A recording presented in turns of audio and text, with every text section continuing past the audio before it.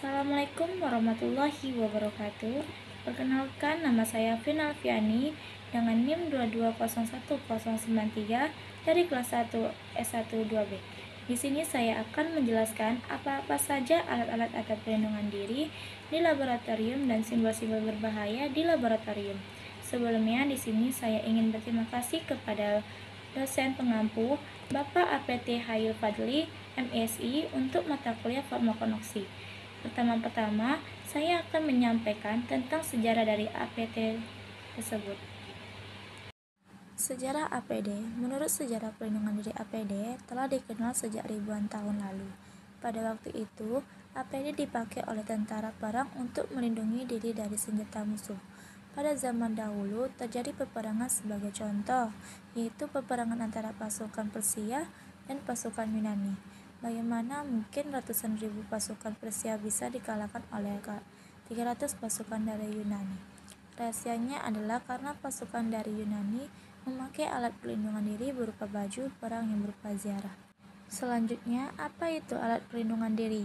Alat pelindungan diri biasanya disebut APD adalah peralatan yang dipakai untuk meminimalkan paparan bahaya yang menyebabkan luka dan penyakit serius di tempat kerja maupun di laboratorium.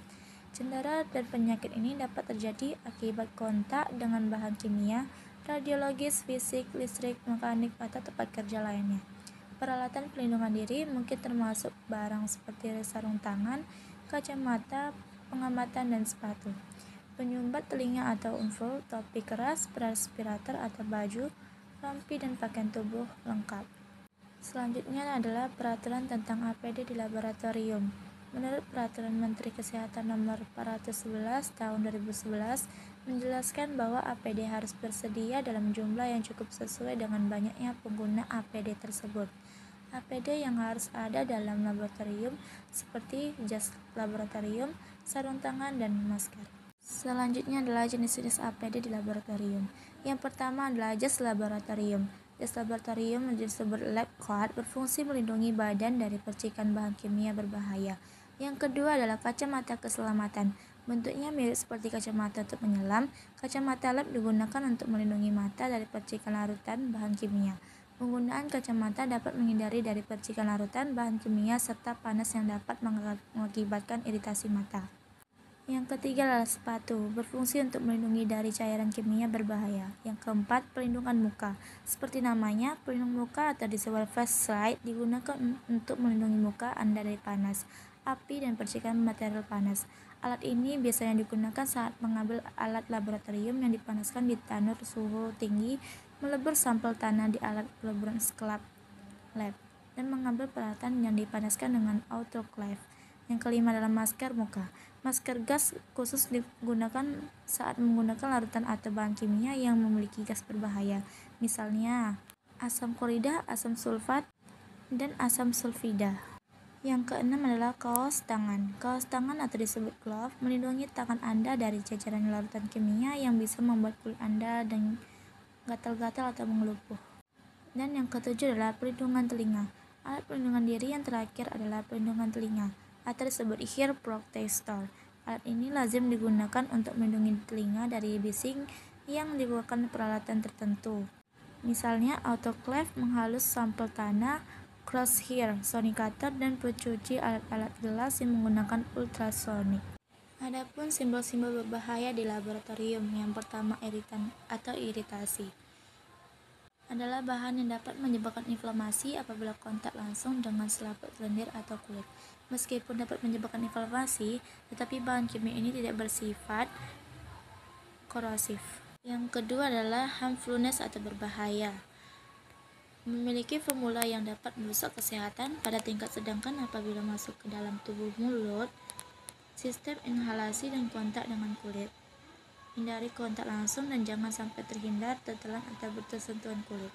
Yang ketiga adalah toksik atau beracun, di mana dapat menyebabkan efek kerusakan kesehatan yang akut bahkan kematian meskipun terjadi kontak melalui hidung, kulit, dan mulut dalam konsentrasi yang rendah.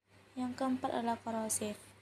Bahan kimia korosif mampu mengiritasi kulit hingga gatal-gatal dan mengelupas serta merusak jaringan hidup. Yang kelima adalah very toxic, sangat beracun. mampu menyebabkan sakit kronis hingga kematian apabila kontak langsung dengan tubuh maupun sistem pernapasan.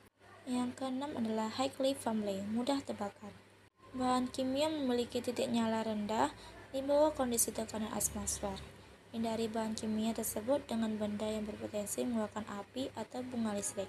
Yang ketujuh adalah dangerous for the environment, berbahaya untuk lingkungan. Bahan kimia yang mampu menyebabkan penurunan kualitas lingkungan dan mengganggu keseimbangan ekologi akibat kandungan yang berbahaya. Pencegahan dapat dilakukan dengan membuang bahan tersebut sesuai dengan tempat yang ditentukan dan tidak lupa untuk memisahkannya. 8 adalah flammable solid, padatan yang mudah terbakar. Yang kedelapan adalah flammable solid, padatan yang mudah terbakar. Bahan kimia dalam kategori ini berwujud padat dan mudah terbakar.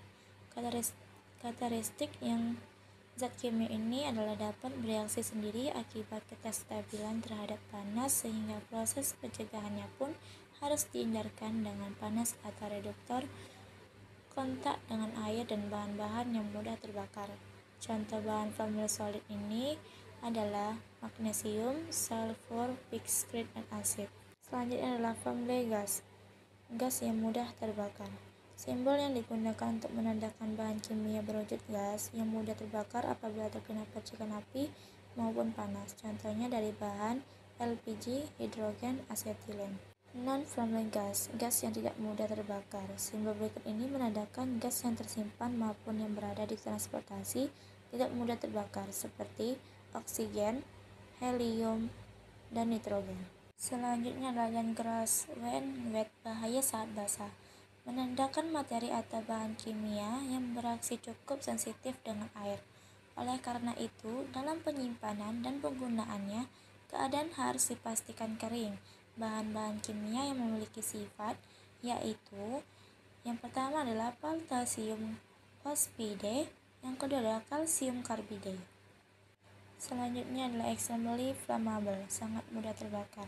Bahan kimia ini dilambangkan dengan F+, memiliki titik nyala yang sangat rendah yaitu 0 derajat Celcius, titik didih pada suhu.